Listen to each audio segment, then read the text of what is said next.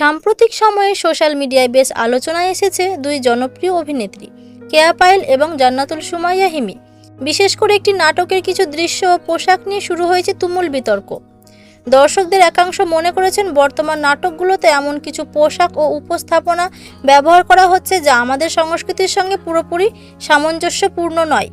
এই বিতর্কের মধ্যেই নতুন করে আলোচনায় এসেছে একটি মন্তব্য, যেখানে জান্নাতুল সুমাইয়া হিমি সরাসরি কেয়া পায়েলকে বাজে মেয়ে বলেছেন বলে জানা গেছে।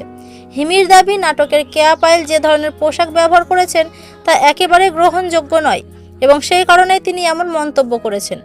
অন্যদিকে কেয়া পায়েলের ভক্তরা এই মন্তব্যের তীব্র সমালোচনা করেছেন এবং বলেছেন, একজন শিল্পীর ব্যক্তিগত পছন্দ বা কাজের ধরন নিয়ে এমন আক্রমণ করা ঠিক নয়।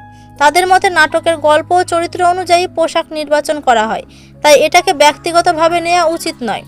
এ বিষয়টি এখন সামাজিক যোগাযোগ মাধ্যমে আরও বেশি ছড়িয়ে পড়েছে এবং দর্শকদের মধ্যে তৈরি হয়েছে নানা ধরনের প্রতিক্রিয়া ও আলোচনা। কেউ সমর্থন করেছেন, আবার কেউ করেছেন বিরোধিতা। পুরো ঘটনাটি এখন দাঁড়িয়েছে মতামতের লড়াইয়ে।